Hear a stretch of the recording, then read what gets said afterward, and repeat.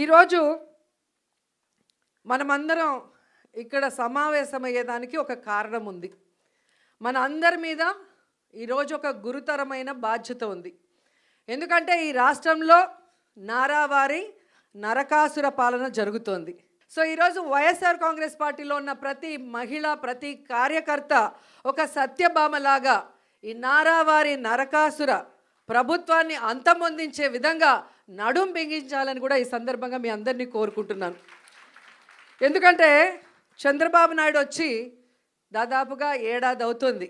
ఈ ఏడాదిలో ఆయన సాధించింది ఏందయ్యా అంటే అరాచకాలు, అఘాయిత్యాలు, అత్యాచారాలు, అవమానాలు, అక్రమ కేసులు, వేధింపులు, ఇవే సూపర్ 6. సో ఈ సూపర్ 6 ఇవ్వడానికి ఉత్సాహం చూపిస్తున్నాడు తప్ప మనం మహిళలకు ఇచ్చిన వాగ్దానాల్ని నెరవేర్చాలన్న చిత్తశుద్ధి వాళ్ళకి లేకపోవటం అనేది మనం అందరం కూడా గమనించాలి. ఎందుకంటే జగన్మోహన్ రెడ్డి గారు అధికారంలో రాకముందు మహిళలకి ఏమేం ప్రామిస్ చేశారు, అధికారంలో వచ్చిన తర్వాత అవన్నీ ఎలా ఫుల్ఫిల్ చేశారు, అవే కాకుండా చెప్పని అనేకం కూడా మన కోసం ఎలా చేశారో మళ్ళీ నేను ప్రత్యేకంగా చెప్పాల్సిన అవసరం లేదనుకుంటున్నా. ప్రతి కుటుంబంలో ఎంతమంది ఏ స్కీమ్కి అర్హులో కులం, మతం, పార్టీ చూడకుండా అందరికీ అన్నీ అందించారు కాబట్టే ఈరోజు మనం ధైర్యంగా గ్రామాల్లోకి వెళ్ళగలుగుతున్నాం. ఎక్కడ మనం కనిపించినా అయ్యో మేము తప్పు చేశామని కొంతమంది, అయ్యో మేము అన్నకు ఓటేసాం ఎక్కడికి పోయిందని కొంతమంది, ప్రతి ఒక్క మహిళ వైఎస్ఆర్ కాంగ్రెస్ పార్టీ వాళ్ళు, వైఎస్ఆర్ కాంగ్రెస్ పార్టీ సింపథైజర్స్ ఓపెన్గా బాధపడుతుంటే తెలుగుదేశం జనసేన వాళ్ళు లోపల ఏడుస్తున్నారు. ఎందుకంటే ఈ కూటమి ప్రభుత్వం వైఎస్ఆర్సీపీ మహిళలనే కాదు, వాళ్ళ తెలుగుదేశం జనసేన మహిళల్ని కూడా మోసం చేసింది. వాళ్ళకు కూడా అమ్మఒడి లేదు, వాళ్ళకు కూడా చేయూత లేదు, వాళ్ళకు కూడా ఆరోగ్యశ్రీ లేదు, వాళ్ళకు కూడా ఏ ఒక్క సంక్షేమ పథకం సూపర్ 6 లేదు. అంటే మననే కాదు వాళ్ళని కూడా మోసం చేశారు. మనం బయట చెప్పుకోగలుగుతున్నాం, వాళ్ళు చెప్పుకోలేక కుమిలిపోతున్నారు అన్నది నిజమని కూడా ఈ సందర్భంగా తెలియజేసుకుంటున్నాం. ఉగ్రవాదులకి మనకి మధ్యన జరిగిన యుద్ధంలో ముందుండి నడిపించింది ఎవరు? మహిళలు. సో మహిళలుగా మనం గర్వపడాలి. చంద్రబాబు నాయుడు కూటమి ప్రభుత్వం అధికారంలోకి వచ్చిన తర్వాత మహిళల మీద, చిన్నపిల్లల మీద అఘాయిత్యాలు, అత్యాచారాలు ఎంతగా పెరిగిపోతున్నాయో అసెంబ్లీ సాక్షిగా వాళ్ళు ఇచ్చిన లెక్కలు చూస్తేనే మీకు అర్థమవుతుంది. అంటే ఈరోజు ఒకవైపు ఉన్మాదుల్ని తయారు చేస్తూ ఎలా సోషల్ మీడియాలో మహిళల్ని టార్గెట్ చేయటం, ఎవరు వైఎస్ఆర్సీపీకి స్ట్రాంగ్గా నిలబడి మాట్లాడుతున్నారు లేదా ఎవరు సమస్యల మీద పోరాడుతున్నారో వాళ్ళని ఐడెంటిఫై చేసి ఆర్గనైజ్డ్ క్రైమ్ అంటారు దాన్ని. జగనన్న ఒక్కటే చెప్పాడు, మనం తప్పు చేసి జైలుకి వెళ్తే అవమానంగా భావించాలి కానీ తప్పుడు కేసు వల్ల లోపలికి వెళితే బాధపడాల్సిన అవసరం లేదు.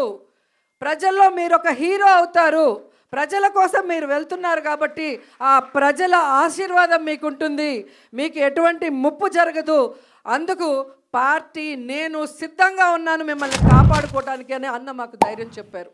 అధికారంలో ఉన్న, అపోజిషన్లో ఉన్న మనని, ప్రజల్ని సొంత బిడ్డల్లాగా ఆయన ఎప్పుడూ ఆదరిస్తారు, మనకు ఎప్పుడూ అండగా ఉంటారు. కాబట్టి అలాంటి మంచి వ్యక్తి మళ్ళీ ముఖ్యమంత్రి అయితే ప్రజలు బాగుంటారు, రాష్ట్రం అభివృద్ధి చెందుతుంది, మనం అందరం కూడా గౌరవమైన స్థానంలో ఉంటాము అన్న విషయం మీ అందరికీ తెలియజేసుకుంటూ, రాబోయే కాలంలో మహిళా సమస్యల మీద పోరాటం కోసమైనా, మహిళల హక్కులు సాధించడానికి నిలదీయటానికైనా మీ అందరికీ అండగా మేమంతా ఉంటామని మాట ఇస్తూ సెలవు తీసుకుంటున్నాను. జై జగన్. బుద్ధి జ్ఞానం ఉంటే మాట్లాడడం మానేయమనండి, బుద్ధి జ్ఞానం లేకపోతే మాట్లాడమనండి. మీ ఇంటి మీద నీళ్ళు వస్తాయని ఆకాశంలో పోతావు, నువ్వు ఇంటికి నీళ్లు రాకుండా చూసుకోవాలా. ఊరికే మర్యాద చెప్తే మర్యాద కూడా లేదు వీళ్ళకు. మర్యాద తెలుసుకునేది నేర్చుకోవాలి. ఇంకొకసారి మాట్లాడితే ఆ నాలుగులు తాళాలు వేయాల్సి వస్తుంది. వాట్ నాన్ సెన్స్, ఏంటి తమాషగా ఉంది. ఇన్నింటి వాస్తవాలు లెక్క పెట్టుకుంటూ రాజకీయం కోసం అసహ్యమైన రాజకీయాలు చేస్తారా మీరు? కక్కుర్తి రాజకీయాలు పడతారా మీరు? మాట్లాడేవాళ్ళు లేరని మీ ఇష్ట ప్రకారం మాట్లాడతారా? విషయం కక్కుతారా? ఎందుకంటే విషయం కక్కడం విశాఖపట్నం ఉదయం ఏమైంది? నేను పులివెందుల్లో పెడితే ఏమవుతుంది? తిరుపతికి ఫ్లడ్ రాలేదా? ఏ సిటీ సేఫ్? ఏ సిటీ సేఫ్? నెల్లూరు రాలా? What are you talking? Krishna Godavari ఎక్కడుంది? రాజమండ్రి ఎక్కడున్నాయి? కర్నూలు ఎక్కడుంది?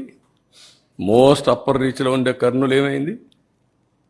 కర్నూలు కొట్టుకుని పోయే పరిస్థితి లేదా? బుద్ధి జ్ఞానం ఉండాలి మాట్లాడాలంటే. మీరు చేసిన ఏదో పనులకి మాటలో చెప్పాలంటే నేల మీద ముక్కు పెట్టి రాసుకోవాలి మీరు. తప్పుడు పనులు చేసి కొంచెం పాలిష్డ్గా మాట్లాడుతున్నాం. పాలిష్డ్గా మాట్లాడితే వాళ్ళకి ఎక్కదు. ఎక్కని వాళ్ళకి ఏం చేయాలో కూడా చేసి చూపించాల్సిన అవసరం ఉంది. అదే జరుగుతుంది రేపు. మనం చూశారు మీరు. అక్కడ పోతే వీళ్ళని ఏం చేశారు?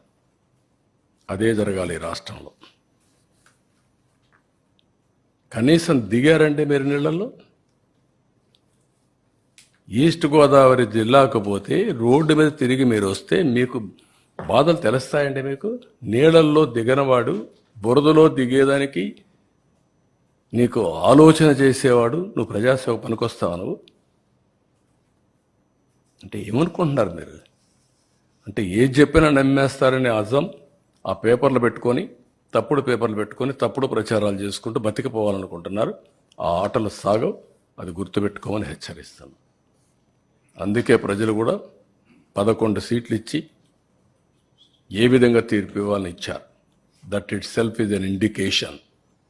ఊరంతా ఒక దారి, వీళ్ళది ఇంకొక దారి అంటారు. ముసలివాళ్ళు అంటే నడవలేని ముసలివాళ్ళు పెన్షన్ డబ్బులు తీసుకొచ్చి ఇచ్చి ఒక నెల నాకు పర్వాలేదు, లేకుంటే 4-5 నెలలు సేవ్ చేసుకున్నాను, ఈ డబ్బులంతా ఇస్తానని చెప్తే బుద్ధి జ్ఞానం ఉందా మీకు? ఎంత రెస్పాన్స్ అండి? వై పీపుల్ ఆర్ గివింగ్ అంటే అమాయకులు వాళ్ళు. ఒక విపత్తు వచ్చినప్పుడు ప్రవర్తించవలసిన తీరది. వాళ్ళు మనుషులు. నువ్వు మనిషి కాదు కాబట్టి, ఈ పార్టీ మనుషులు కాదు కాబట్టి ఇష్ట ప్రకారం మాట్లాడుతున్నారు. మానవత్వం లేకుండా మాట్లాడుతున్నారు. పుండు మీద కారం చల్లినట్టు.